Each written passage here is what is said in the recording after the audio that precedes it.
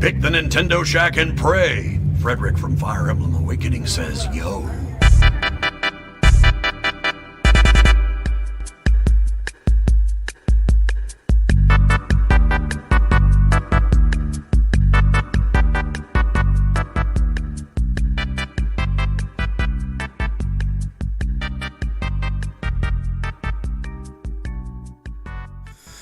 Greetings, Kooplings, and welcome back to the Nintendo Shack. My name is Donnie Reese, and tonight we record episode 129 of the Nintendo Shack podcast, the flagship Nintendo show on the PSVG podcast network. Tonight's episode is full of game news. We got all kinds of new releases and everything, and we're going to answer the age-old question, can it run Crysis? But before we get into all that, please allow me to thank the patrons that support us over at patreon.com/PSVG. I always get that wrong. Because you get into the habit, like our website is psvg.blog. Mm-hmm. So I always thank us over at, and the moment you say P, it's almost like baked into one condition to go PSVG. But no, it's patreon.com/PSVG. And you know what I'm going to do? I'm going to ask Jason to do one of those little quick links where we can do psvg.patreon and it go there. That'd probably be a better idea to do. But for all of those that support us at the producer level, thank you. I'm going to go in reverse. So thank you, Nick Fallhaber, Zach Bradshaw, Michael Masick, Paul Calicote, Kyle Hammond, Devin Tyus, Chris McElfresh, Coach Mo, The Bonesaw, Josh Borboni, Barry Cathcart, and of course, I want to say our star Patreon, Callow. Callow's the man. He's got shirts from us and Christmas ornaments, and Callow, I know we go out of our way to thank you as many times as we can, but dude, it's not enough. Thank you for everything that you do for all of us here at PSVG. Thank you, Callow. Going to get back to the standard format, and I want to open the show and just talk about how we're doing and what we've been playing, and the reason I want to do that is because, I don't know, I just have a hunch. I wanted to change it up. I think I let some critics get the best of me. For a while there, we had some folks that were like, who cares? Just talk about the news. So I was always like, well, we'll just put the important stuff at the top of the show, right? But I always listen to our own show because I'm kind of a self-critic. I always listen how the show sounds, listen to my own thoughts. I'm like my own worst critic. If you guys have never, I know Rebecca listened to the show a lot before she joined us. I'm really, really bad at especially when I get excited, I just start inputting words that make no sense. Or I'll try to say a euphemism and it'll be backwards. I do it constantly all the time. So I'm always listening back to myself. And one thing that I think I have missed as a fan of our own show is it's weird when you just get right into the news. It's very formal. Whereas opening it up with a little discussion like we do now, it's a great way to I don't know, loosen up, get everybody talking, get everything flowing. I don't know. I just think it's a better show. So I was like, you know what? I don't like that as much. Those folks that wanted us to talk news more faster, more of it, I'm sorry. Go find another Nintendo show. This is the show we're going to do. So I tried, didn't work. So Rebecca, what you up to? How you been? I am good. I'm still on the Animal Crossing grind for the most part. Is the big Nintendo thing I've still been playing. But I've been doing more with it. I've been experimenting with the terraforming that I unlocked, which I feel opens up a brand new aspect of the game. It was so overwhelming at first. But I have acquired enough bells to be able to move around some villager houses and move the museum and just start making everything look prettier. But I did experience something that I want to share, a new side of what I didn't know about the Animal Crossing community. I don't know if you guys have heard of Nookazon, what people have been using. Does that sound familiar to you at all? No, never. I got nothing. It's like Amazon, but for your Animal Crossing items. So I've heard of a marketplace. Nookazon. It's like a marketplace. It's like a black market for Animal Crossing Where items. you exchange real money. No, bells. Oh, okay. Bells, other items. Oh, okay. Nook Mile tickets, some people list for, but they're also listing their villagers. So if you have a villager that's moving out, apparently another person can come and claim them to adopt them and bring them to your village. What? Adopt so them. It's a way to get other villagers. I don't know about this. I had one of my Sounds real villagers- close to slavery. I'm just gonna put that out here We're right just now. moving these animals all over the place. Then don't judge me for what I'm about to say, Donnie. Oh, good lord. Get all the cute ones. Is that it? No. So I had one of my villagers, Ozzy, saying, "Okay, I'm thinking about moving out. I want to expand my horizons." So I let him go. You know, I'm not trying to play God with my island. It's I not said, me, "Okay, it's you." fine. Move away. Expand I'm to the gonna other miss you." human. So I thought, people are listing their villagers on this Nookazon. Let me just list him and see what happens. Let's see if anybody wants to adopt Ozzy. Thinking, okay, like, no one's going to want Ozzy.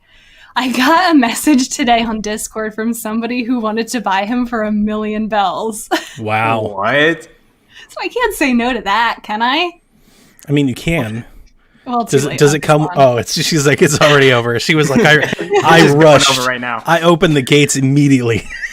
But there's like this whole black market, and apparently like Ozzy isn't even one of the more popular ones. Like some of the really popular villagers, like they're going for like 10 million bells. It's crazy. So I hope you there's get this whole other side of the game that I feel like people don't realize is out there. all of the criticism that I get when I trade one of the starter Pokemon. I just want to say that out right now. I hope you get all of the same stuff. Listen, I was not going to turn down 1,000,000 bells. He was leaving anyway. Right. So it was either don't take the bells or take the bells. So how does this Somebody's mechanic getting work? happy. Do Somebody's they getting happy with Ozzy. they show up to your island, they just go talk to him and he just goes with them?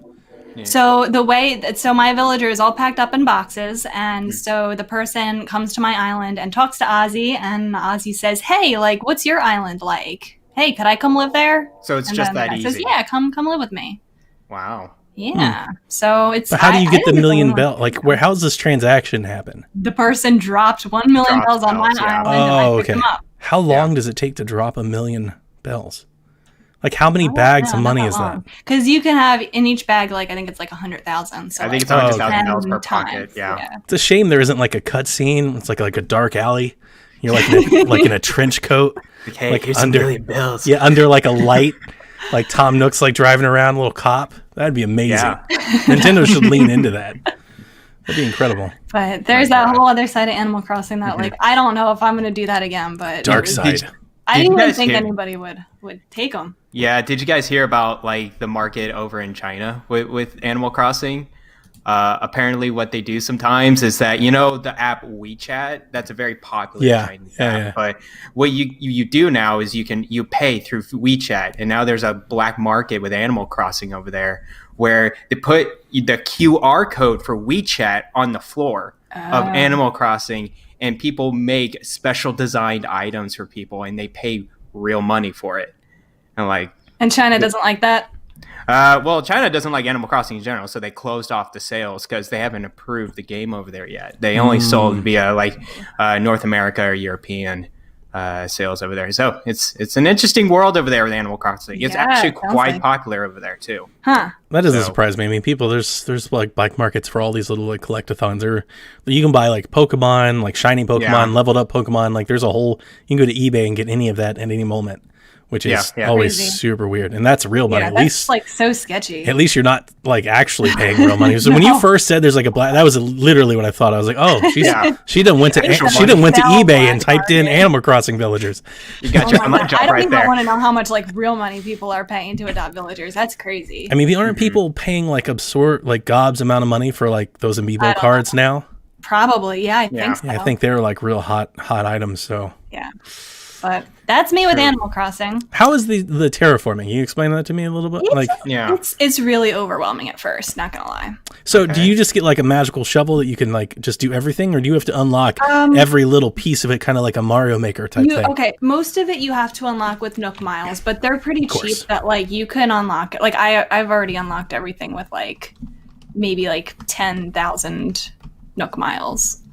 I think it's like 2,000 for each thing. So like there's the waterscaping, the cliff forming, and then there's like maybe 8 different paths. So you get, I think, the ability to do it, and then like you can purchase the different options after you get KK Slider to perform on your island. But they kind of just throw it at you. Like there's no real like tutorial or anything. Like you can just Oh. go for it. Figure it out. But I was a little bit overwhelmed. So like as soon as I got it, I didn't really touch it for a couple days. And then somebody told me just start small, like pick a, one small corner of your island and then start from there. So is there material that you put on the floor, like brick or anything like that? Or is it just There's no materials for it. So you could just do whatever you energy, want. Really. You just do it. Yeah. Oh, that's why it's really overwhelming. Yeah. Did you, how much did it cost to move a house? It was, I want to say 50,000 bells. Wow. Yeah, it's a good amount. Okay. That's okay. I vacated my island. Just abandoned the idea. You're just away now. Just over it. Yeah, I'm just done. So the annoying part about moving the buildings is that I originally wanted to move my museum a little bit over and a little bit back, but you can't do that. You need to have like the whole open space wherever you're going to place it. So it's not very that's very dumb. user friendly. So I had to like scrap my plans for that. Yeah. Okay. But it's getting there. It's a work in progress. Sure. Yeah. Apart from Animal Crossing, I briefly started Gree, which I wasn't going to dive into that yet, but I just wanted to start it. And let me just say, it's a sin that game didn't win Best Art Direction at the Game Awards last year. That game is beautiful. And I feel like that art style is so much more memorable that I can't even tell you what game won. Like, I don't even remember. I don't do much of the Game Awards. Yeah. I admit that this year's Game Awards was really entertaining and I probably should have watched. Like I was following along on Twitter. There was lots of news and lots of trailers, so it was cool. But in years past, I kind of had like an axe to grind with Game Awards. It always felt like so kind of like, I don't know, like phoned in or like pre-filled. It was basically like everybody got an award, like they just kind of made it work. So everybody got something. And I was like, oh, come on. This is not, I don't know. It felt disingenuous to me.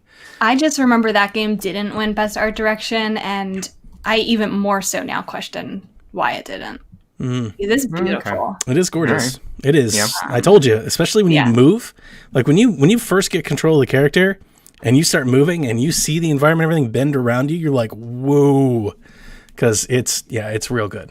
I'm not too far yet, so I'm sure I'll have a lot more to say on it next week. But like, that's just my first impression is like, it's gorgeous. Like it feels like I'm not playing a game, but I'm looking at art. Nice. Cool. And then I'll probably be starting Golf Story soon. Ooh. Someone got me into Golf Story. It's required. It's required reading. You have to. Like I said, we cannot have Shack hosts that haven't played Golf Story yet. It was our first episode, Nintendo Shack 1, Golf Story. I absolutely love that game. I can't wait for you to play it. Oh my gosh. I'm going to let you know. I'm going to start it right after I finish Gree, which I think probably shouldn't take long. I don't want to like overhype it for you, but from all the games that you've played recently and the things that you've said about them, I just feel like you're going to love this game. So you know what? I never asked. Do you like golf games? I really haven't played any. Okay. Yeah. No Mario Golf? I think I had Mario Golf for GameCube at one point. Ooh. Yeah, we have to fix that too. I didn't play much golf games either. I love Golf Story a lot. It plays really well, and it's super cute too. I heard the writing is pretty good. Hysterical. Okay, well, I like that kind of thing. So like even if I'm not into the golf part, like that's okay. The golf part takes a backseat almost like 20 minutes into the game. Okay. Like the first 20 minutes they're like, here's how to golf, and then like the rest of the game is like, you're really never gonna do this again. Yeah. You start hitting golf balls at alligators and stuff, hit ghosts. It gets crazy. It gets nuts. Okay. I'll probably finish Gree, this weekend, and then I'll probably be able to jump into that. Other than that, I'm being a bad Nintendo fan with getting into some other games, but I'm borrowing Sam's 3 to get into Mass Effect, and so he gave me a whole stack pile of games that I'll probably work my way through this summer. Ooh, so Last of Us. Yes. Halfway through that. Didn't touch it for like some months. Really? Well, because I don't have a PS4. Oh yeah, I gotcha. But you have the PS3. You play it there. Well, yeah. I'm gonna jump into it there. So. Well, outside of the gaming, how's quarantine life been? Not too eventful. I mean, I'm so lucky that I'm still able to work every day remotely. Sure. not really a whole lot going on besides that. I feel like my life now is work remotely, and I have more time to play games now. Which I have it pretty good. I feel like I'm almost feeling a little bit guilty that I have it so good. Well, over in my neck of the woods, a tornado moved a house from the place that it sat at into the street. Just Dorothea house, literally just moved it. It's been a really, really long week. My entire weekend was full. We had just a severe wave of storms that came through, tornadoes, and we knew it was bad because like 3 days before it even happened, the weather service was like, it's going to get bad, y'all. Wow. And we were like, you've got to be kidding me. Like, not only are we already we're already like just full on, we have a mission right now, just throw on top of that. And we had we specifically my county, we had a small ESF 0 tornado hit right near the airport. Very, very minor, like maybe a quarter mile, threw some trash around, but we were very lucky. But about 7 counties south of here, the tornado F4 tornado came through and literally uprooted and moved a house. Didn't rip it up, didn't tear it to pieces. Picked it up and moved it into the street. How is that possible? Yeah. We don't know. Mother Nature. Was everybody safe? No injuries. Oh my God. Imagine that. Like that's oof, like being on a roller coaster or something. You imagine being in a house and just gets lifted up and moved. Were people in the house? That I don't know. I don't think so. But there were minor injuries in the town, but like all of our statewide resources, our AMT teams, our power teams and everything, they're all being dispatched there. And then up north, there's tons of trees and everything. So they came through around 3 a.m. So that was like wonderful. That was like my Sunday night, was stay up all night long and then do, wait for these weather. Storms. Yeah. And then on top, just back to coronavirus activations and build systems and all that stuff. It's been a long week. Like, I'm ready. I would love to tell you I'm ready for the weekend, but I'm not sure if the weekend, we just got another one of those emails, like the weather service, they're oh my and gosh. They even feel bad. They're like, guys, we're sorry. But they sent one today. They're like, we're going to have a special conference call tomorrow afternoon to talk about the weather coming on Sunday. And we're like, not again. Again? It's getting tired. You're a storm chaser and you help with the COVID stuff. Dang. You're everywhere. It's just emergencies. That's what we do. Yeah. That's true. I feel like so guilty that people are so stressed, and like you guys are dealing with that kind of stuff. Like there's nothing going on over here. I want to be clear. I'm not like public health person, like taking people's temperatures and swabbing people's noses and stuff, right? I just help them by getting them the tools and equipment to do their job. It's still stressful. But for storm response, like a big part of what we're doing now is recovery. Like I don't want to go into it, like this is a Nintendo show, but yeah, there's a large amount of federal guidelines on how you can recover dollars that like the government has spent. And that all falls on you. Like, guess who doesn't want to do the hard accounting? Like nobody. Like there's not a fire chief or a police chief that ever want to do that. So all of that gets kind of thrown our way. So we're doing that stuff. Gotcha. But I said all that to say this. I haven't been playing a whole lot. We did start playing Jackbox this past week. My daughter, who rarely plays anything anymore, we got her to play because you can play on your phone. She was like, ooh, I can use my phone. And then my wife got like strangely into Fibbage. And she won't stop asking me if we can play Fibbage. She's like, ooh, let's play the Fibbage game. I'm like, oh my God, like that's enough. Like, can we cool it for a little bit? But I've almost beat Kunai. I'm on the last world. I know I'm on the last world because it's getting so tough that I looked up a guide. It's like, I need somebody to show me where to go. So while I'm not done yet, I'm sure I will be tonight or tomorrow whenever I can play it again. Because I'm like 20 minutes away from the boss. Here's the thing I'll say about Kunai. Kunai is great. I think it absolutely deserves to be on the pedestal and thought of with all of the indie darlings that we always prop up. With Golf Story, with SteamWorld Dig, with Hollow Knight. Like, it belongs up there. Katana Zero, Ape-Out. Oh, wow. People need to think of Kunai like that, and I don't feel like they are. For whatever reason, I feel like this game came out, it released, and it went away without very little fanfare. I'll say that. Like, I tell people I'm playing it, and they're like, what? That's strange for me, because a lot of the people I talk to on a daily basis, they all have podcasts of their own. So it's very strange for me to be playing something that nobody else knows what I'm talking about. They're like, what? I don't even know what this game is. I feel like I can wrap this up in a really nice bow. Kunai is like the brainchild, as if you had Ori, Hollow Knight, and SteamWorld Dig 2, and you put them all in a blender and you spit out a game. It has like SteamWorld Dig 2 type traversal, Hollow Knight-esque combat, and Ori type of exploration. It's not quite as open as Ori. It's more like a Metroidvania. You get like these little sections. And there's all these callbacks to like retro stuff. One of the things I didn't say last week, because I just really started it, but I encountered this weekend, like my first boss, my second boss, you kind of have to go, the first one I had to go with like this gunship.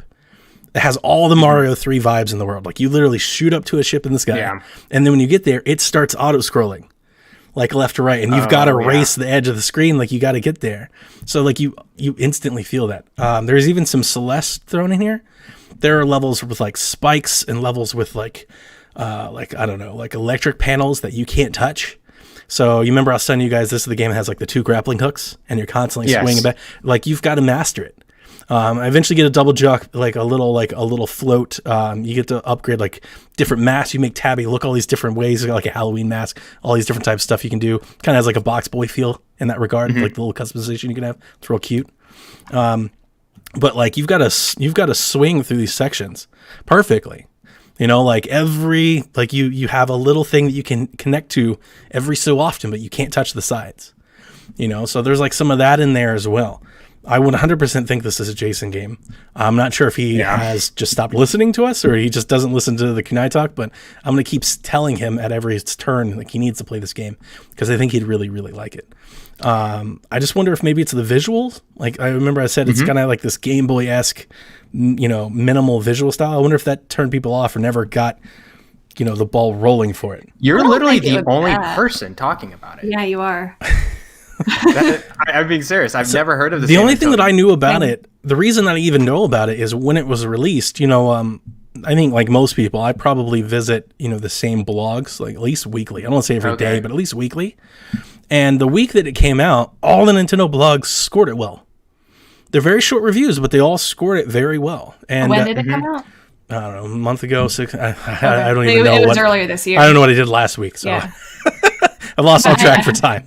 But yeah, it was a little bit. I'm a little late on this one. It might have even been 2 or 3 months ago, but I'm a little late on this one. But I always take notice when I see a lot of different outlets kind of circling around something. You know, and I buy a lot of indie games and a lot of little games. So anytime I see like, you know, 10 of my favorite sites all score at like 8.5 or higher, I'm like, oh, I'm going to buy that game.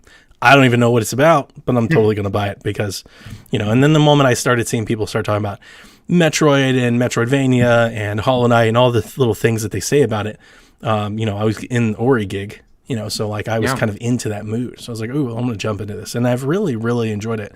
And like I said, my lasting review and impression would be that it deserves to be on the pedestal with all those other indie games. And I hope one day it reaches there because I don't think I love it as much as Katana Zero, but like there's not a whole lot of games that I like more than this one between it and Katana Zero. So it's definitely up there in the mix. And it's quite good, especially if you really get into it. And I think, like I said, if you liked Hollow Knight, if you liked SteamWorld Dig, if you like Shovel Knight or Ori, if any of those games do anything for you, you should give this one a chance. It's like it's like $12, $14. Difficulty-wise, what is it? Which one of those games does it compare to? I'm sorry?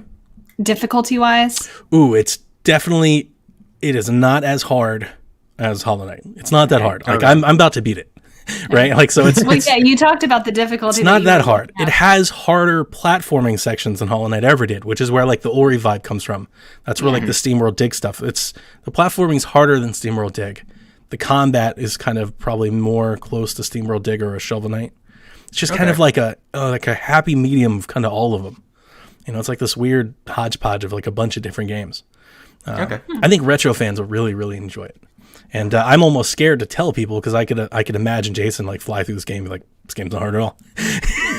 It's tough for me. I died a lot on my second, or I think it was a third or fourth boss. There's this one boss that's got electrical panels and you get ninja stars. And you have to throw to hit the wall, So then you can grapple it, and then you got to grapple up the wall so you can hit the switch with a ninja star, which is send a little shockwave down the wire to the boss.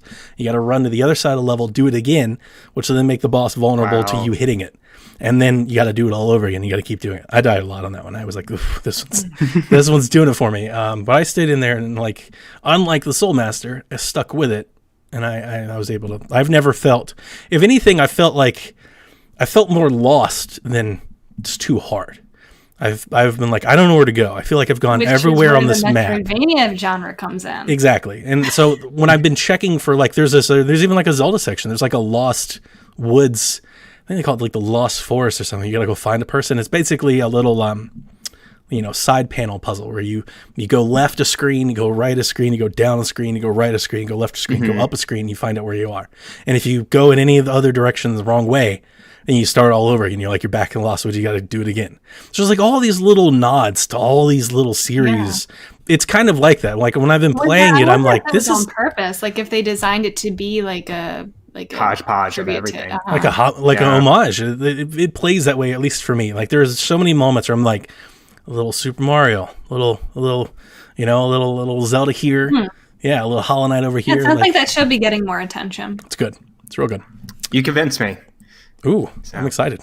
I think so. I'd be excited to hear somebody else tell me if they think it's hard or not, because I think it's, I don't want to scare people off.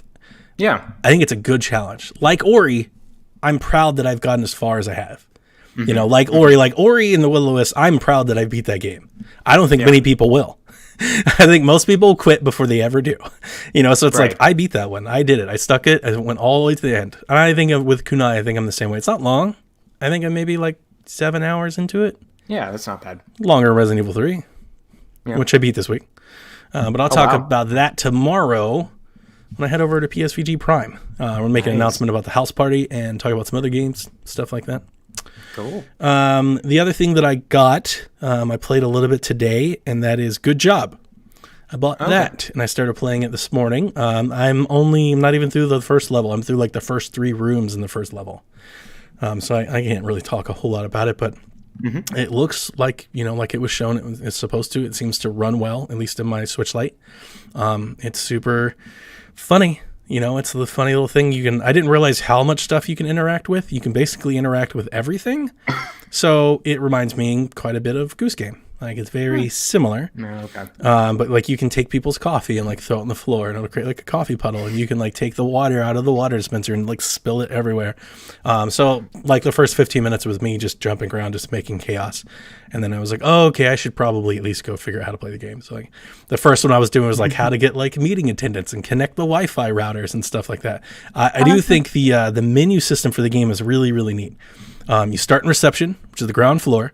So instead of you having like this overlay like menu, you don't. Basically, the menu is like an elevator. Like you go to the elevator, and you go to the next floor, and the next floor has 2 or 3 things you got to do, and then you get on the elevator and you unlock the next floor. So it feels seamless. Like you're never taken out of the game. It's not like the overworld or hub world or anything like that. Like you don't have like a splash screen that pops up and it's like, hey, you got to do these 3 things before. It's like it all kind of feels contained in itself, which is fun. I do enjoy that about it quite a bit. Cool. What's up, Garrett? What you doing, man? So I've been playing more Mario plus Rabbids. Yeah. I streamed some this past weekend. Ooh. Isn't that on sale for a crazy price right now? It's like $14. Yeah, $15 for like everything for with the DLC. I think that's we said insane. That last, right? Yeah. Yeah. It's insane how much content. If nobody has that, it's a Mario game for $15. Like you gotta buy it. Yeah, and it's a really good game. It is really good. I'm on the 3rd world still. I'm at the final boss of the 3rd world, and let me tell you, this game has style. Like that. Which that boss is boss. That one's the Shakespeare one. Where yes. Yeah. Oh, that one's great. Like a big fat goat that's like a ghost that's like a Shakespeare, and he just sings. It's a whole musical too. Yeah. He's going into it. Yeah. So I'm on that. I actually lost that battle, so I have to restart it.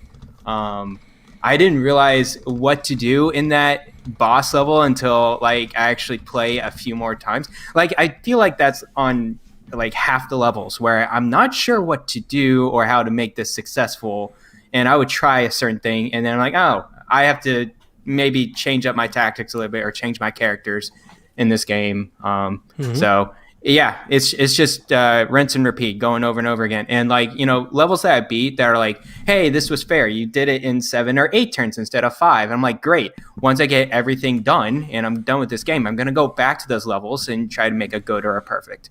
I'm like that kind of into it. I want to make sure I master everything, and I'm getting myself prepped for XCOM 2.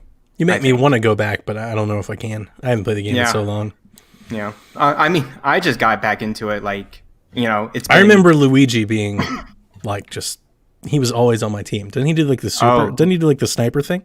Luigi's a monster. Yeah, dude. He's a beast. That's what I remember about that. I was like, Luigi's a must-have. You put them on a high ground and monsters are done, man. Like, you snipe them out. And then I had the skill level where there's a skill Overwatch where, you know, you can look for enemies in their next turn. You can shoot them. You just activate that skill. And I upgraded that as like, you can hit twice.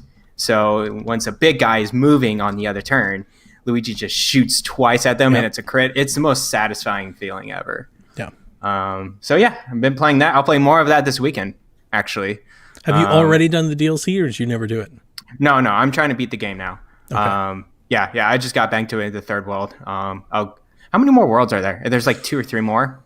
I think it's around there. I don't remember at all. I'm over halfway done. The things I remember, I remember the ghost. I'm sure if you told me at all, I'd remember. I remember the ghost. I remember there's like a graveyard, like the ghosts and stuff that you do. I remember that. Yeah, that's part. the third world. Yeah. I remember the final part with you had to like do all these switches to change all these pipes. I remember that puzzle took me forever to figure out. I was like, I don't know what I'm doing. And then I feel like my lasting memory of that game is the DLC, Donkey Kong, right? Yeah. All different visuals, different play style too, which I enjoyed. I don't remember what I said about it, but I remember saying something changed in the DLC that I liked more than the game, because I finished all that too. So okay, I'm very excited to get into it then. Next thing, I'm surprised I'm obsessed with it right now. The Bravely Default 2 demo.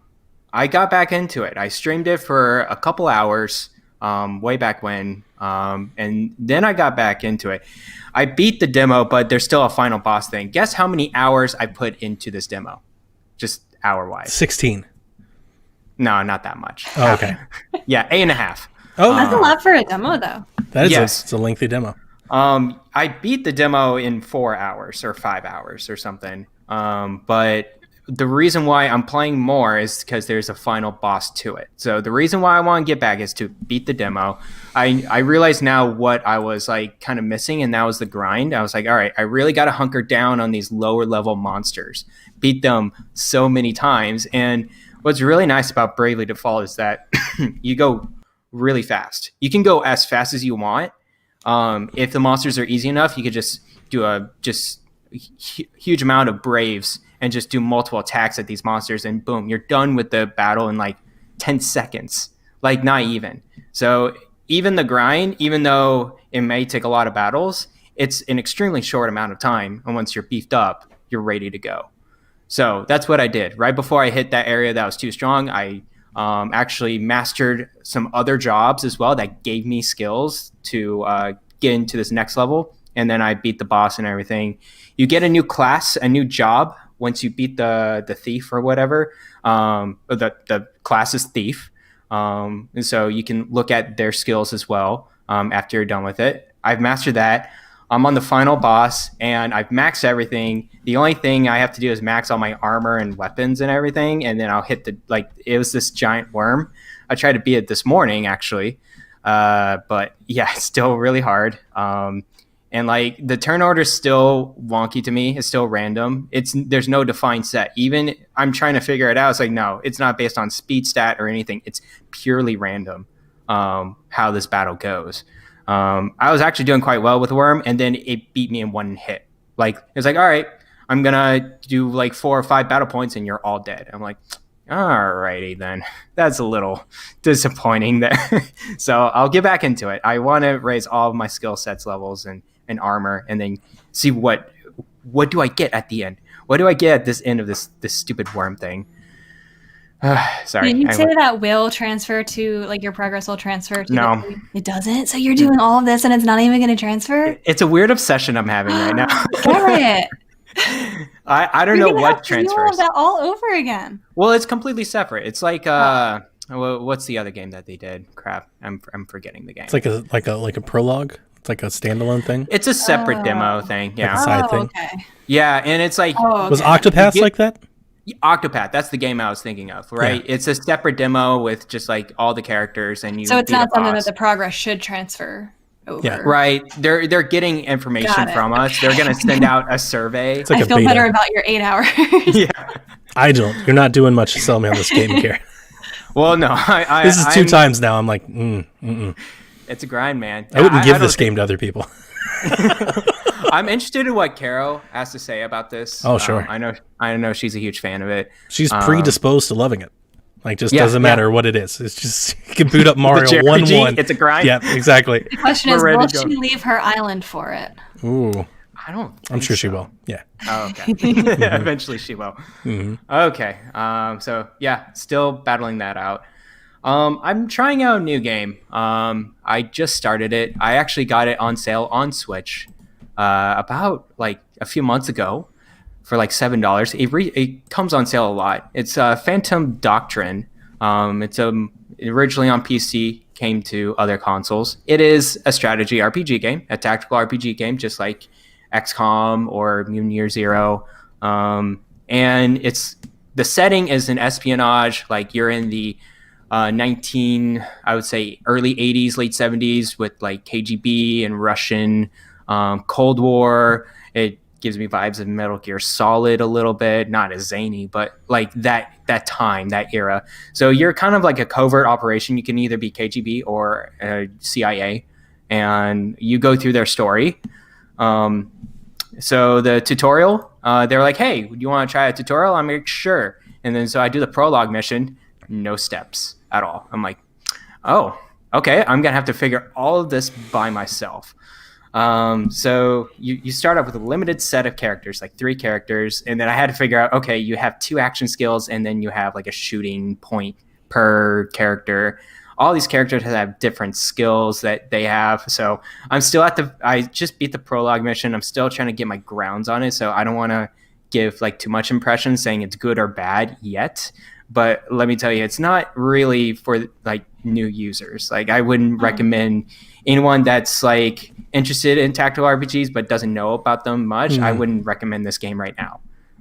Play Mario plus Rabbids first. That's an easy get into type of game. But this one, they know their audience, I think. And so I'll try it out a little bit more. The visuals, it looks rough. And I think I kind of knew that coming in, right? I looked at reviews. The Metacritic score is not super high. It's like in the low 70s, I think. I knew what I was getting into. I was like, okay, I'm trying out like a smaller dev, experimental type of tactical RPG.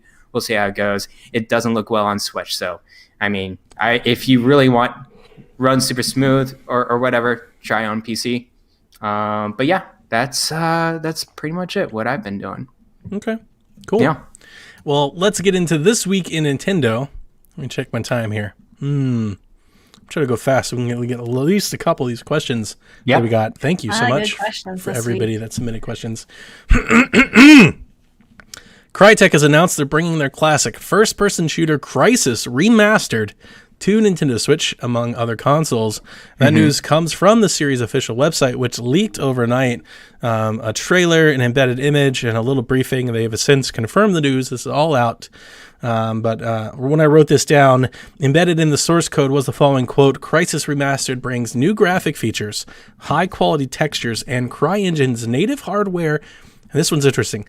API-agnostic ray tracing solution for PC, PlayStation, Xbox, and dash, for the very first time, dash Nintendo Switch.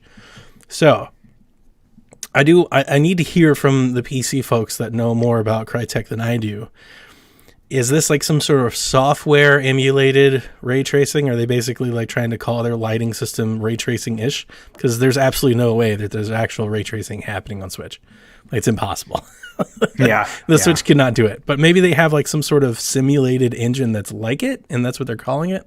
Or maybe they just meant for consoles and not Switch. But even the current gen consoles can't do ray tracing, like real ray tracing. It's not using hardware, right? It has to be some it's sort software. of in-game type of it's an engine solution. thing, and I've seen comparisons with those, especially like Tomb Raider. There's a bunch of those. So it's got to be something like that. Tomb Raider takes a massive hit on PC when you do simulated. And so far, like the returns on simulated ray tracing, I wouldn't say are good. It's just kind of like a way of describing like a lighting engine, but it doesn't look like super great. But that's kind of missing the forest for the trees, because we're going to see if the Switch can run Crysis. And for those of you that don't know Crysis, like our very own Forest Minish, Crysis was all the rage back at the launch of the last generation, PlayStation 3, Xbox 360. So Crysis was like the just overly abundant, stylish, visual fidelity shooter that came out on PC. And for the longest time, not for like a year, like when I say the longest time, in like a decade, it became the measuring stick. It's still the measuring stick, to measure your PC's performance against other PCs, is how well does it run this game? Oh, wow. Because the visual fidelity of this game and subsequent sequels, but really this one that came after, it was like very, at the time, it was next level. Now, you know, we see lots of similarity. A lot of people have taken it, but at the time, I played Crysis. I'm not a Crysis person, so I'm not gonna, like, I wasn't enamored with Crysis, so I didn't play Crysis 2 and I didn't play Crysis 3, but I definitely played it because I wanted to see what it looked like on my 360, because I heard about it on all these podcasts about it on PC. 360, it was pretty. It was pretty straightforward, if I remember. Now, you gotta forgive me here. This was like 2008, 2006, something like that. It was a long time ago. But what I remember was I played like what I would call an average shooter. Like it was a shooter. Now, obviously, I played it solo because I don't play multiplayer. So this is strictly my story campaign. It was a straight, you know, kind of cookie cutter story. I remember it had really cool stuff, like a lot of things that people have done since. Like I remember like the cloaking thing being a big deal, right? Where your entire character could go like completely invisible, and you saw like these predator like see-through things around. Like tons of games have done that since, right? And that's kind of a Crysis thing. I remember the thing that I remember most was the environment. New York, right? Boston? Like it was like a city. I think it was New York. It was like a cityscape, but it was overtaken, like overgrown. Like not like maybe post-apocalyptic. You can tell I don't remember much about it, but definitely like that, right? The streets were flooded, you know, like, you know, leaves and vines and everything was growing over everything. It was very lush, vibrant, lots of grass. I remember those one of the first games where I really paid attention to grass, like blades of grass. Like that was how textured it was, you know, like when you run around Breath of the Wild and you see the grass move and you can hide in it. Crysis did that in like 2007. It blew people's minds, you know, like that was it. So this is very exciting news. I'm excited to see how well this ports, you know, how well this holds up. It's the same team that did Witcher. Yep. Saber Interactive, right? Saber Interactive. And they're doing World War Z too. Yeah, they got some work, man. They're like, hey, we just made some magic with Witcher. Well, get a load of this, Crysis. It's like, hold my beer. Let's just go, man. Oh man. But wait, didn't we describe The Witcher as being playable? It's playable. So it works. I'm with you, Rebecca. This is interesting because if this game doesn't at least, I think, stack up to what it did on 360. That would be the bar that I'd set for Switch. Yeah. It's got to be better than the 360 version. If it doesn't hit that, I don't know. So like it's going to be... Who's the audience then? Who's buying this on the Switch? Same people that bought Warface, right? Yeah. Who bought that? I mean, Jason. There's a few folks. Like there's people out there. I played a round or two of Warface. You know, just casual folks that are into shooters. Okay. Yeah. People play Doom or Wolfenstein as well. Yeah, probably. Doom. I'm talking about like why on the Switch and not elsewhere. I think it's the portability. I think the idea is just to do it. I think just having it on just Switch. To say, like, I think that's absolutely what this is about. Like, look at what, because there are certain games that even if you take a little bit of a hit, I would qualify Witcher in this, that it's still very impressive to be able to play it on the go. Like just being able to have it a portable, you're like, dude, this is really neat. Call of Juarez is kind of like that. Like playing Call of Juarez like on Switch, it's kind of a cool experience because you feel like you're playing like this is a console game. You know, like because it looks great. It's not like some of the other ones they take a huge hit, but we'll have to see, because this is, you can tell on current gen hardware, like on Xbox One X, they're going to throw everything they can at this. They're going to try to make Crysis look gorgeous. And if the Switch version is running at 30 frames a second, it's like dropping below 720p. It's going to look like a disaster. It's going to look like I don't want to cuss. Yeah. It's going to look terrible. It's going to look awful. Because that's what this game does, right? Like, that's its thing. Its thing is, look how pretty and fluid our game. What actually, Doom is the perfect example, because the thing that I remember about it back in the day was how like beautiful it ran. And I feel like that's exactly, like, I'm playing Doom Eternal now. I love Doom 2016. That's like the Doom space now. Doom is incredibly smooth and fluid and looks amazing, in real time. That was kind of Crysis. It was fast, right? You could like jump and all this stuff, like hop over all the different arenas and stuff, So I'm excited for it. I think this is really cool. If given a choice, will I buy it on Switch? Probably not. Why was that not announced in like the Direct Mini? That's a good question. Maybe because they weren't ready. And there's, there's all the talk now with pubs and devs wanting to own the day and, be by themselves and all that stuff. They had their own agenda probably too. Yeah. Maybe Nintendo didn't really like reach out. Maybe they weren't ready. That's another part of it. They're like, we're not sure we're going to. Because we didn't get a date, right? Even I don't think we didn't get a date. So like, they're still not really ready. And like I said, I'll go ahead and read this now. Saber Interactive CEO Matt Karch has revealed that the video game adaptation of World War Z is headed to Nintendo Switch. And he said that, quote, "It's the hardest task they've ever had to do, getting the game ready for Switch. Quote, keep in mind that we are rendering scenes with hundreds of enemies and 4 players online." So these are the same people, same company. They're doing both these games. Here's I'll just cover this news now. I love World War Z. I beat the game with Badbit and Sean. We played it together, and I adored this game. Game Pass Game of the Year for me is what I called it. It's really good, yeah. And I don't think this is going to run well on Switch at all. It's going to be a trash, I think. Frames are going to skip. Because it's there's just so many zombies, so many renders. It's all netcode. It's all netcode. Like, this game is meant to be played online with friends. It's constant multiplayer. Yeah. That can't go well. Like, it's just, I'm watching like, no, not a chance. But they think they've got some magic in the water. If they pull this off and they pull Crysis, then you know what studio to go to for porting. Yeah, like right now we've got Panic Button and these folks, Saber. Yeah. These are also the NBA Playground 2K folks. Same company. Oh, okay. Yeah. Wow. So we're gaining our powerhouse studios that know how to port. I wonder if they're going to do that for future on end. Like, are these studios just made just to do porting, or do they hope to make like their own games? Well, there's probably a business in porting. They probably don't need to make their own games. Well, like Crytek is huge. They made Far Cry, and they made Rise. Okay. Now Saber Interactive is doing the port, right? And like they did NBA 2K Playgrounds, which that's their own game, right? That's not a port. They make that. They made World War Z. That's their game. They make that. Okay. But maybe their experience on putting games on Switch lent them to working with Crytek to do the port.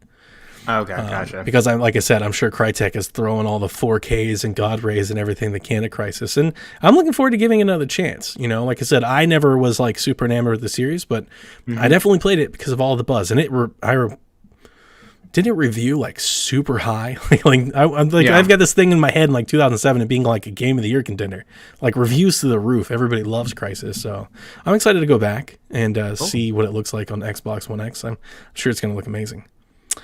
Arc System Works dropped 7 classic titles on the Nintendo eShop for $5 a piece. These include Double Dragon 1, 2, and 3, Crash and the Boys, Street Challenge, Super Dodgeball, River City Ransom, and Renegade. You guys might remember that these were included in the Kunio-kun Retro Brawler bundle, which you can get all of them for $40.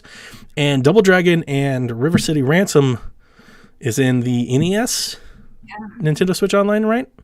Yep. Is Super Dodgeball in there?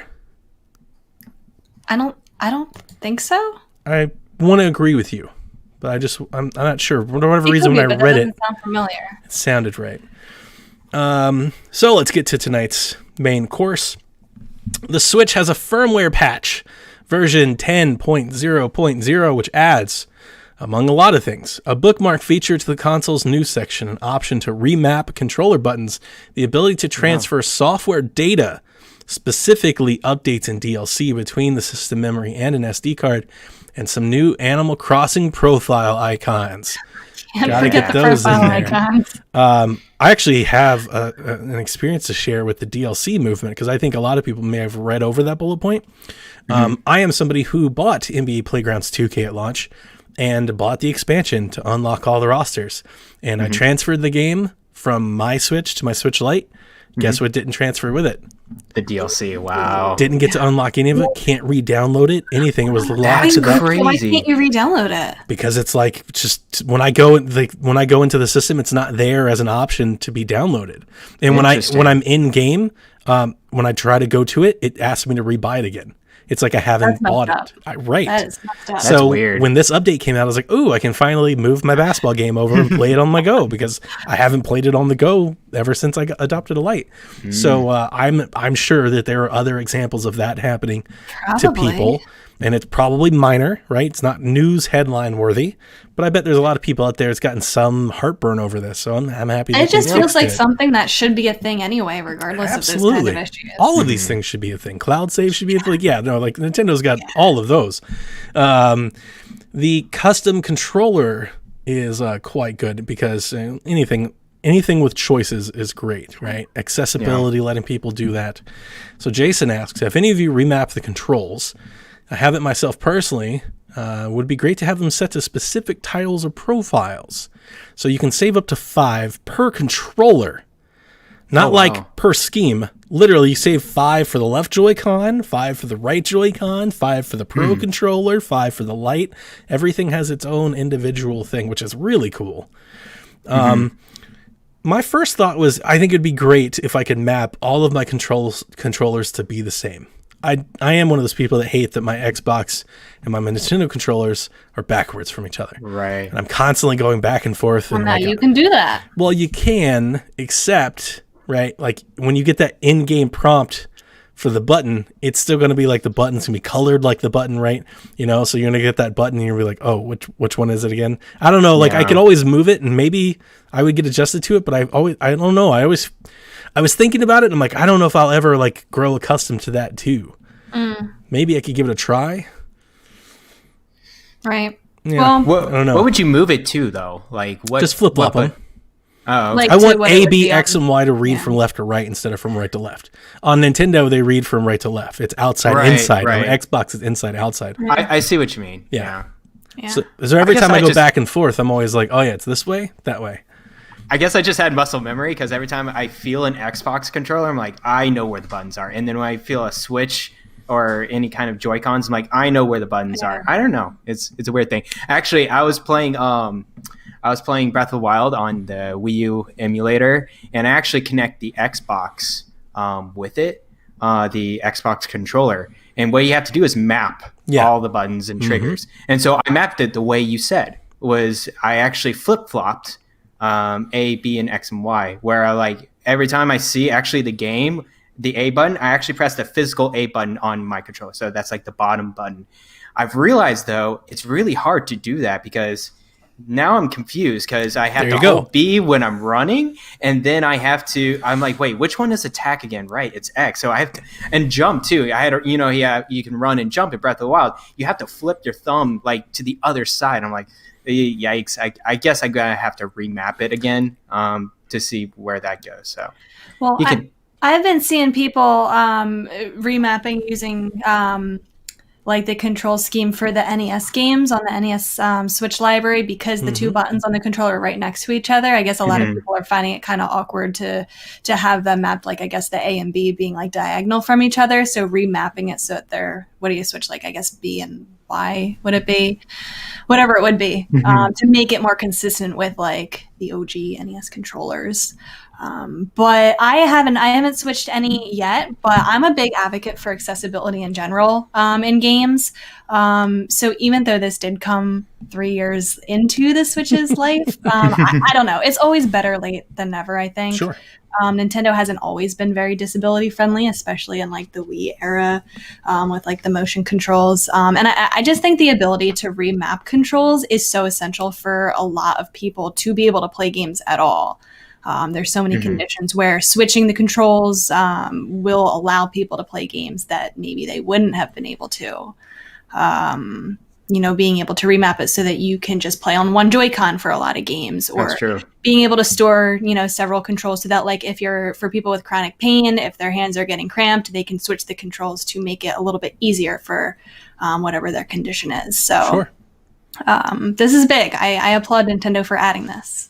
Didn't we get that? It should be, I think, an industry standard, and it's not. Oh, for sure. No, and I think gamers everywhere will agree with you there.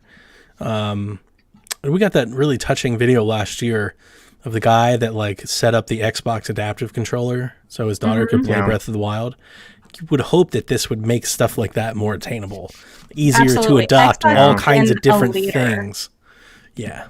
And I'm so glad to see other companies are kind of following their lead with this. Yep. You can never do enough. And I also like with Super Smash Brothers, I totally get with Jason. I remap everything with my characters too. So if we're doing the same thing with like action platformer games, that's really cool for me too. With Smash, can't you do it? You do it in game though, right? Yeah, you just do it. I have that set up. I have that set up the exact same. I do exactly. The same thing. So before any of this, right? You could just set your own controls within the titles.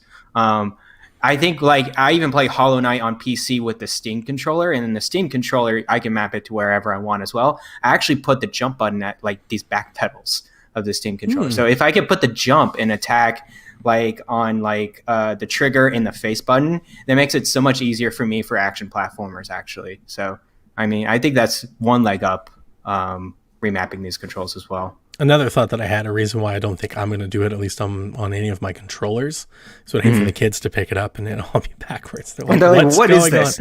I was thinking, I could do it maybe for my light and just test it on my light, but then I run into this, like, this is how in my head I get about it. I'm like, but then if I want to grab the Pro controller, I have to remap that or just, so like ultimately I come to, I'll just keep doing what I do with it. They could have one, you could have one. Yeah. Just go back to normal. That's true. But the my kids other are going to do thing that I've been seeing people use this for is disabling the screenshot button on controllers so that they can't take a billion screenshots. Yep. Those Pro controllers, that was tough to get used to. Like when you first did it, it really is. Yeah, the Pro controllers, I like the light and the Joy-Cons I never had the issue with, but the Pro controller happens quite a bit. Really? Mm-hmm. Oh, okay. They're like right there. They're You're both accidentally hitting the screenshot button on the Pro controller? When I first got it. Oh, yeah. Really? Mm-hmm. Okay. Look at this. This is shame, and you're hearing live shaming. She's like, okay. I could see that happening more on the Joy-Con. I thought you were going to on the Joy-Con. No? The Joy-Con, the screenshot button's at the bottom. Like your thumb shouldn't even be down there unless you're trying to take a screenshot. My whole hand is covering that part. Oh, I see what you're saying. You got the grip. You like it. I don't know. Yeah. The more exciting news, or at least the more speculative news, getting to Shakalore. Yeah. Data miners have noticed preliminary support has been added for a Switch model titled NX-ABCD. And 3 of the 5 new DRAM profiles are for this new hardware type. For those of you that are catching up to all this code name, NX obviously was the Switch's code name, and the ABC number that follows thereafter is the model. So, for example, the light is NX-ABCB. So this is actual code for a different model. The data miner that leaked it, I believe his name was, I should have wrote his name down. I want to say it was Eric or something. He's in all the blogs, everybody that's referencing it. He said there's evidence of a secondary display of sorts being added exclusively to this model, which has led all the bloggers and all of the folks to weigh in and the pundits with their own ideas. I think the first idea that came out was obviously a TV-only model, right? You've got the Switch, it docks the TV, you get the light, it takes away the dock, you play on the go. So what do you follow it up with? You follow it up with a box that plugs into the TV, so you could have the Switch Lite and the dock and the thing. Yeah. But the dual screen thing, or a secondary display, I don't know, dual screen might be going too far, actually, is interesting. Because that has led all kinds of people to like, is a clamshell coming back? Are we going to get two screens, like a Switch and then a Switch screen that like folds up? Could you imagine? I've seen some clever people. I never would have thought this of my own. I've seen some clever people say like, I wonder if this could be a controller. Could it be like a Wii U controller with a screen built into it that lets you do like dual screen gaming on the dock? There's all kinds of ideas. Piper in the chat, 3DS games. Like that's the obvious thing that everybody's going to. Could this be an inkling that 3DS support lives on? I don't think that. I think that's a little far-fetched. But I think naturally where this is heading to is that Nintendo wants to now make this more powerful, right? We have a hybrid console now, and the architecture behind the Switch is purely based on mobile devices, right? It's based on tablets. It's based on NVIDIA Shield. All of this is based on that. So they're limited by that technology. It makes sense naturally to have a TV-only model and try to get more power behind it by reframing Still got to keep the same structure. chipsets, but we do know that there are better, improved, more efficient chipsets in the same family, the Tegra line. You can get the Digital Foundry, you can get the Mako chip and stuff. And you could see, I believe they have a long video about it. If they were to go to this more advanced chip, it would be efficient right out of the box. Games would literally play better without any development at all. There would be better frame rates, better resolution. It's just more efficient. It's a different micro architecture process. These are things that my Xbox life have made me read and learn about. So it's like, I don't know, 7 nanometers versus 10 or whatever it is. But it's better. It's just better out of the box. They're like, literally just put it in. All Switch games are better. So if you're going down that road of Switch Pro, there's some stuff there, some evidence to support your claim. Yeah. And then the secondary display, I mean, maybe some devs are allowed to have this secondary screen experience if they want, but at the same time, we're so far into You talking like your phone? No, like what did they say? Like the secondary display, right? No, I know, Yeah, but the when display. you specifically said the secondary screen experience, I like flash back to 2012 when that was all the rage at E3. It was like Xbox Smart Glass and Ubisoft had one, and that was a thing. Everybody had a mobile companion app for every game that came out. I was like, I hope that's not the case. No, I think it's going to be like, well, I would say it's more like the Wii U controller. I don't know if you take it on the go, like outside your room. It depends on the price, right? It can't be just like, here's your Nintendo Switch Lite secondary display and a Home Box Pro console. That would be a lot of money, I would guess.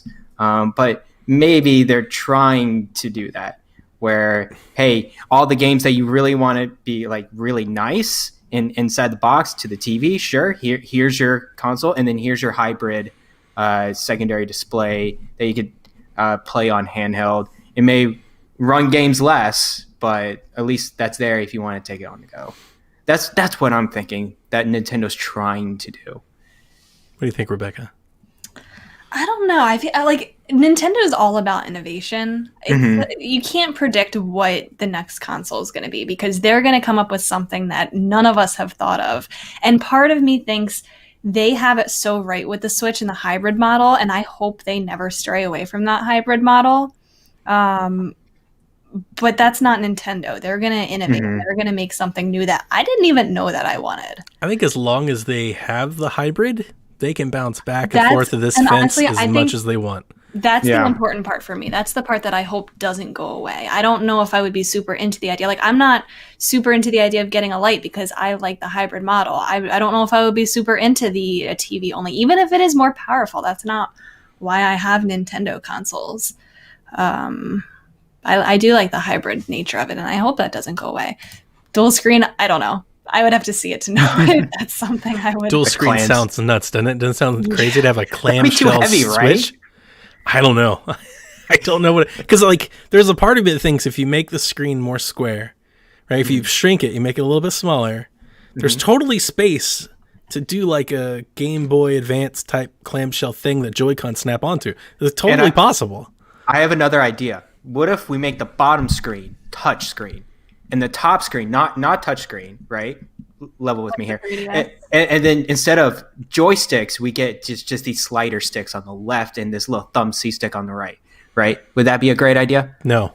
No. Oh, no. It's a terrible Sorry, idea. No, I'm describing awful the 3DS. On the top? I'm describing the 3DS, guys. I was gonna say that's not. I thought so. When in my head, when you were saying like we just get a stick, I literally thought you meant like all touchscreen buttons and two joysticks. I was like, no, I'm not going to support anything without actual buttons. Yeah, this is crazy. We've got some questions for Steven I'm going to get into, so maybe they'll bring out a little bit more out of us. If they come out with a TV-only model, what would it need to do to make you purchase it, even though you already own one or more Switch consoles? Okay, this is where I went first. I immediately went I wasn't even thinking like a performance upgrade, to be honest with you, Garrett. I think they could sell an Apple TV-like box. Again, think about this, what a form factor they could make this into a TV-only box. It could be a Roku. You're talking about a little chipset, a little Roku in a box, right? They sell it with a controller, $199. It would totally sell. It would absolutely sell. People would absolutely buy it. Because there are people, just like there are people that I only want portable Nintendo. There are absolutely people that are like, I don't want portable Nintendo, right. And they don't want to spend for the OG system. So I could see that being a thing. It would need to be cheap, $199 or less. I would say less unless they included a Pro controller. If they threw a Pro controller in there, I think that could be tempting for people. A little Roku box with the SD card slot and the Pro controller. Roku? I'm not familiar with that. Oh, I'm sorry. Roku are the little streaming boxes. Well, now they're not really boxes anymore. Now they basically are built into TVs all the time now. But there are these little boxes, like maybe the size of like a deck of cards. You plug an HDMI cord and power cable into, and you could it had all the apps on it. Basically turned any TV into a smart TV. Had Netflix, had Hulu, had all of it on there. Yeah. So all of my kids have had Rokus for a decade. They don't even know how to use cable TV or remote. We've had nothing but Rokus. Like that's how they've come up. And now all of our TVs, we have all the TCL TVs. It's all built into it. Yeah. So we have Roku TVs. So it's all they know. Okay. So forgive me for thinking it was secondhand knowledge, because it is to us. So I could see Nintendo. I could see that being a thing, right? They made the portable only. Like they're basically doing what everybody said for them to do during the Wii U. Like the Wii U came out, everybody's like, this is ridiculous. I don't want to pay that. Make it portable, right? Like cut out the gamepad, make it handheld, and then make the home system. That's basically what they're doing now, except in reverse. They give you the hybrid first, which, again, going back to a point we just made, Rebecca, that's the key. Giving people the option to do either or, and then bouncing out and going, here's the portable, here's the TV model. And you can upgrade the portable and the TV model as much as you want. Here's the 2016 version. Here's the 2018 version. That's how that space works. We've had, 3-4 different versions of an Apple TV? 1 billion different Rokus? Like, that space works that way. So that'd be really cool, Steven. I think that'd be neat. But I would like Garrett's idea most. I want a Switch Pro. I'd take it any version it comes in. If I got to buy another box to do it, I would. If it could run Breath of the Wild at 1080p 30 locked, like I would even take that. That's the littlest benchmark. If they were like 30 frame rates locked the whole time, I'd be like, I gotta buy something else. I gotta go get another one. I gotta replay the game.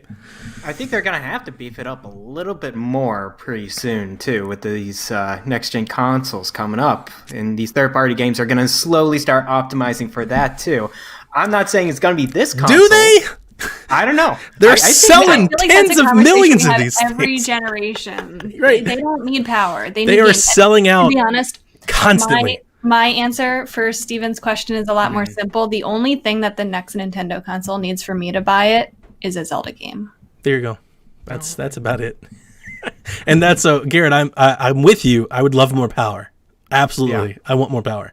But they got Breath of the Wild 2 coming, and it makes no sense for them to release anything. I would say before that, they could release something with it just to kind of re-stoke the flame. But it makes no sense for them to release anything more powerful before that, because everybody's going to buy that anyway. That's true. Yeah, maybe my timeline's a little bit off. So you save it either for that or after that, but there's no point in Right. it releasing anytime soon. Exactly. Yeah.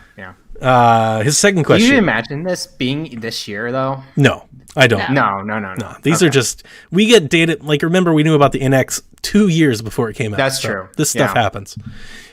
If the new model has 2 screens, can it be successful next to the existing models?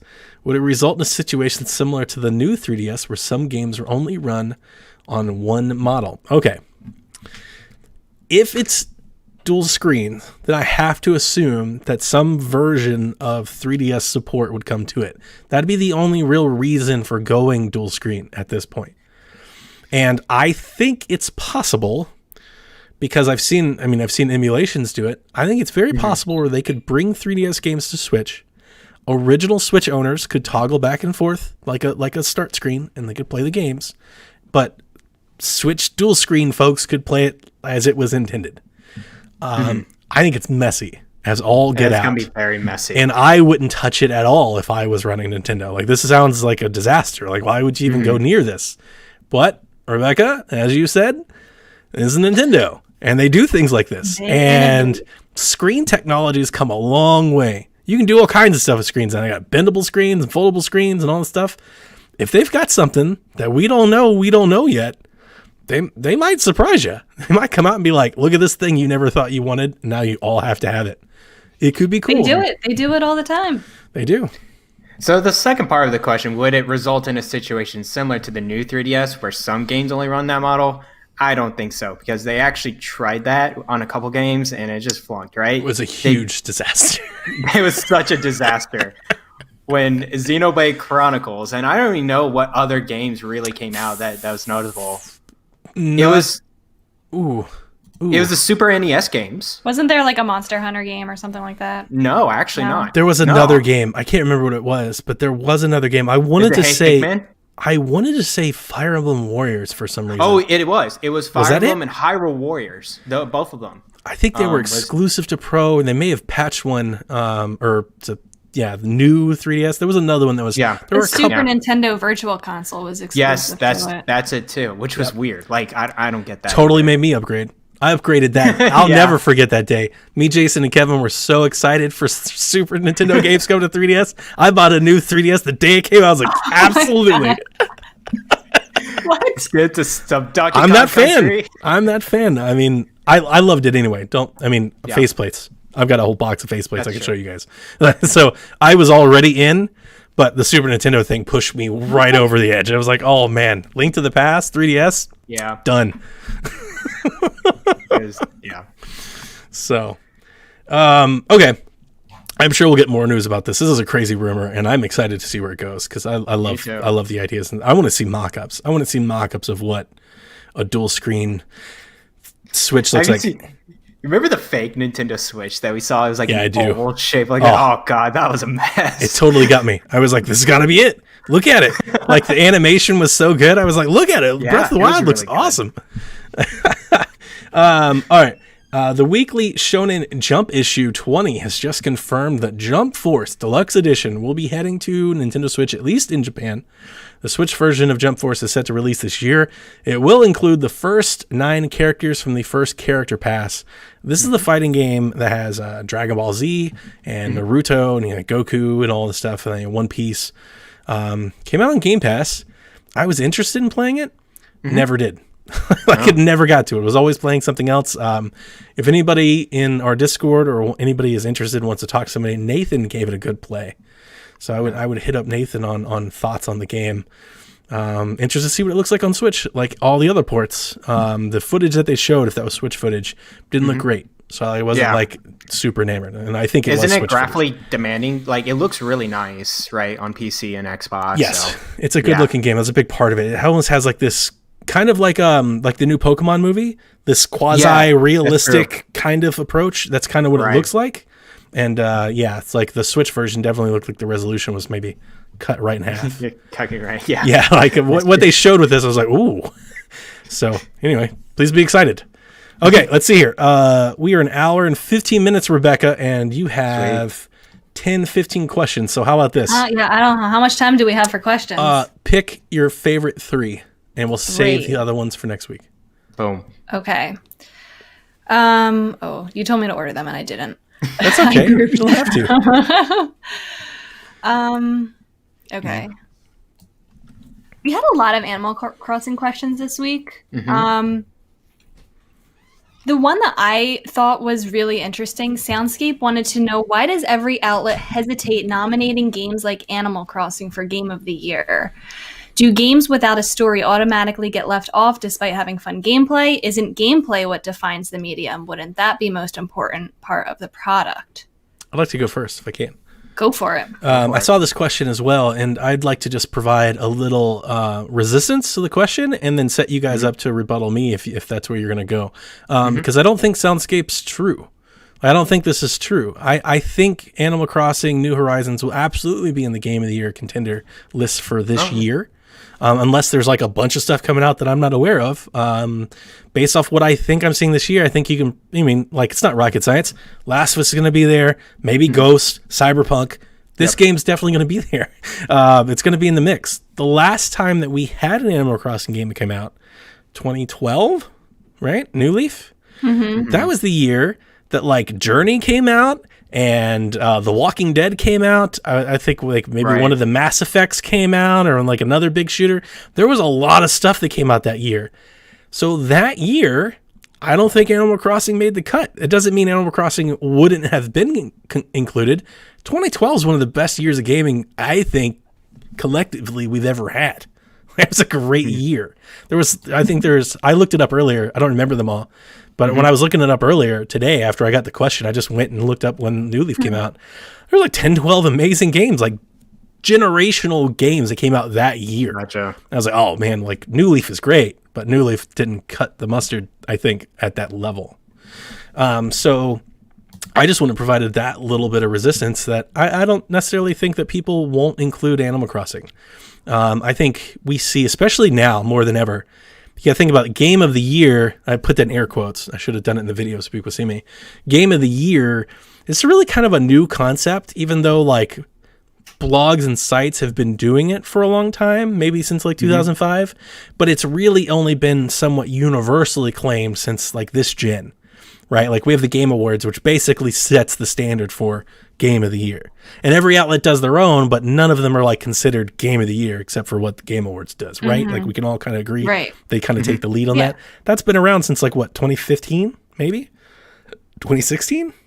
Like it's new. Somewhere around there, yeah. Right? So like we don't have a whole lot to really wait against. But I think since its adoption, since we've gotten to there, we see all kinds of indie darlings get included or get bannered about, or at least be in the mix. We saw Disco Elysium be in the mix, and like Celeste was nominated. Celeste, Goose Game, Cuphead. like there are all kinds of Cuphead. There are all kinds of this stuff gets put in there. I don't know. So I think that Animal Crossing has more of a chance for a nomination this year, just given like what the gaming environment looks like this year. I think you're spot on with some of the other things that will get nominated. Not saying, like, because they don't do this, so like what I'm about to say is wrong. I don't know why I'm about to say it, but it's almost as if like there is a Nintendo game that is nominated each time. There isn't. Like No, there's not. But if there is something, like if we do happen to get like Breath of the Wild 2 this year, I don't see both Breath of the Wild 2 and Animal Crossing getting nominated. Animal Crossing's going to get the Family Game of the Year award, which is basically the best Nintendo Game of the Year award. Yeah. So why is that the case? So like, why wouldn't it be? If it holds up, if it's, it got really good reviews. It's getting so much social media attention. Like this is the only game people are talking about, for a whole month. Mm-hmm. I think it's a little bit nuanced that people are sharing so many experiences. I think that's the big part of Animal Crossing right now, is that we're all sharing our islands, our memories. And I think it's about the experience as well. So when I think of Game of the Year, and it's like, what's your experience with it? And I'm like, I think that's going to be a huge consideration. Yep. His second part, he says, do games without a story automatically get left off? And I'm like, well, not necessarily.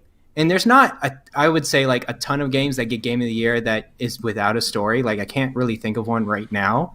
But at the same argument, like there's a lot of games for Game of the Year where the stories are not the greatest either, right? Like the story is not the main part of those Game of the Year. So I don't know. I would push off a little bit of that. Isn't gameplay what defines the medium? I think more and more maybe not. I think gameplay is a huge component. Of course, it has to be actually decent, I think, at this point.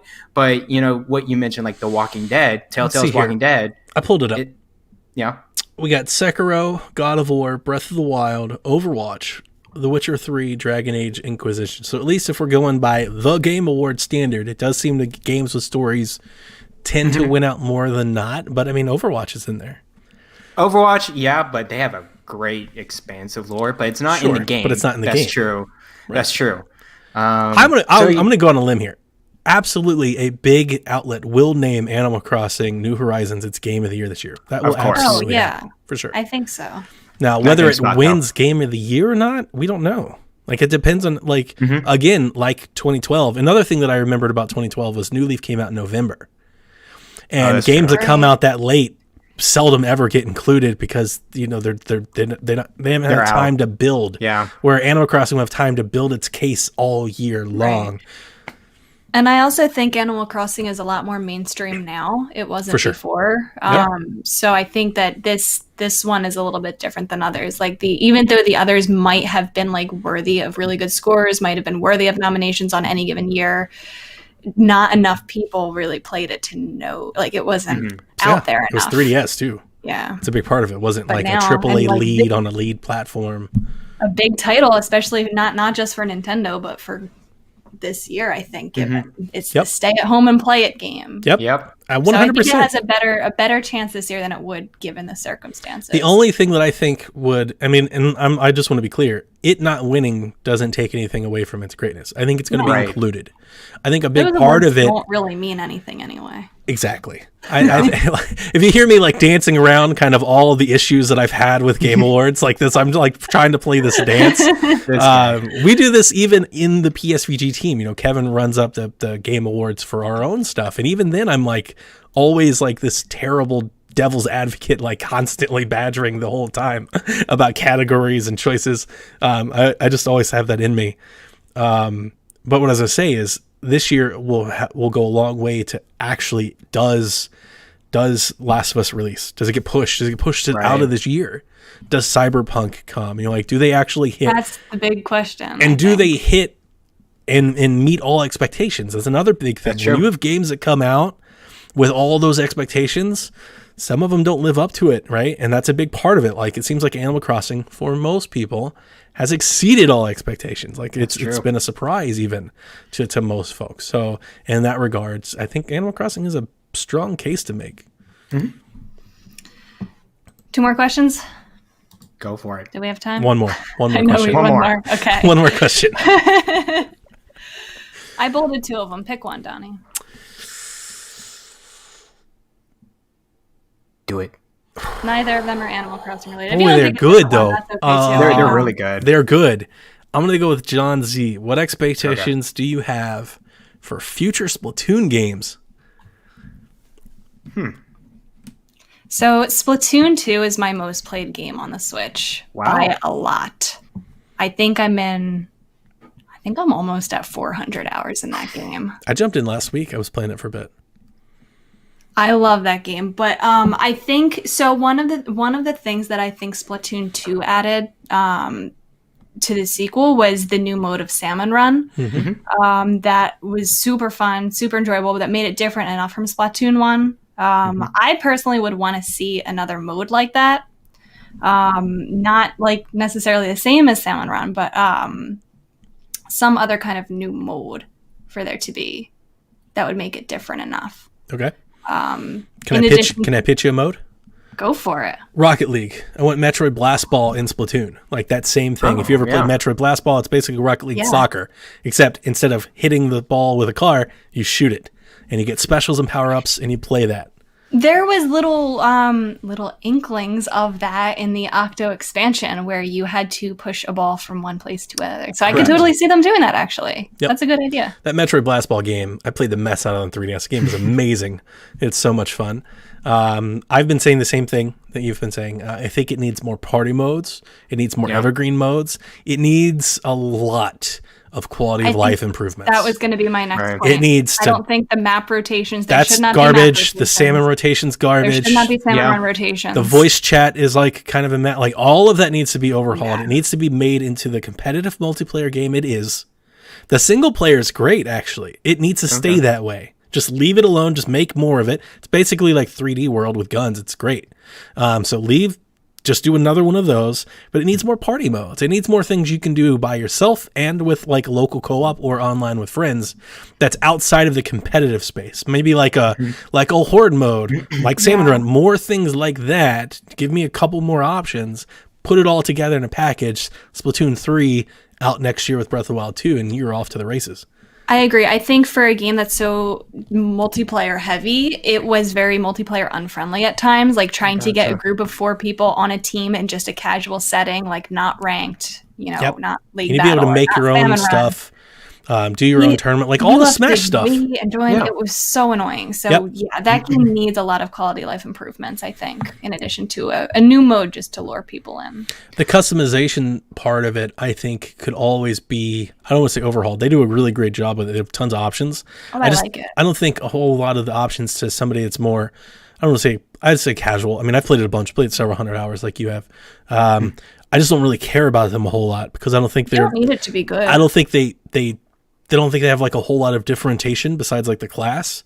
It'd be really, really cool if I can Nintendo-fy my Inkling and like add all kinds of different stuff to it, like make it look like get Zelda-inspired gear or Mario-inspired gear or other types of things. There were so many ideas of using Amiibo for that. Like if you scan your Zelda Amiibo, give you a hat or a tunic. They could have done so much with that. And I don't know if Amiibo are going out by the wayside now or not, but that would be really cool. Yeah, maybe on top of the modes and quality of life improvements, what I would like to see maybe clans. That would be kind of cool. Okay. Have a PSVG clan and we can level up our own kind of stuff. Yeah. I would like to see more. Oh God. What?